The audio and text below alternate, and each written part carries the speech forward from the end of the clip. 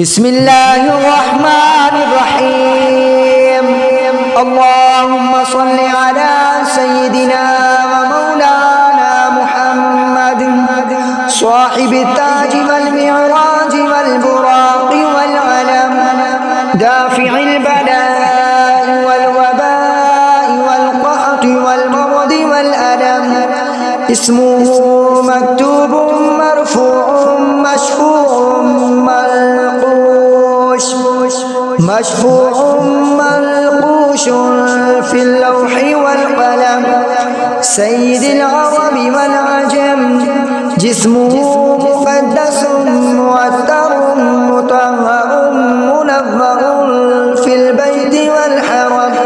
شمس الضحى بدر الدجى صدر العلا نور الهدى صدر العلا نور الهدى كافي الورى مصباح الظلم. جميل الشيم شفيع الأمم صاحب الجود والكرم. والله واسم وجبريل خادم والبراق مركبه والمعراج سفره وسدرة المنتهى مقامه وقاب قوسين مطلوبه والمقصود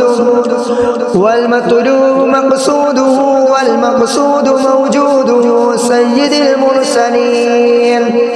سيد المرسلين خاتم النبيين شفيع المذنبين أنيس الغريبين رحمة للعالمين راحة العاشقين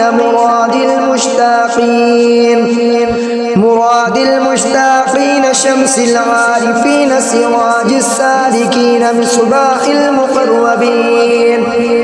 مصباح المقربين محب الفقراء والغرباء والمساكين سيد الثقلين نبي الحرمين إمام القبلتين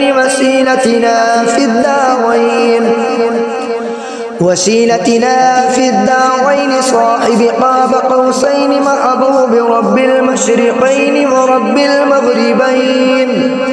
ورب المغربين جد الحسن والحسين. مولانا ومولى الثقلين أبي القاسم محمد بن عبد الله نور من نور الله.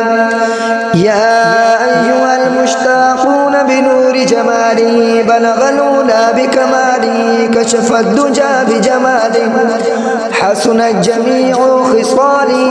صلوا عليه وآله وأصحابه وسلموا تسليما. آمنت بالله صدق الله العظيم.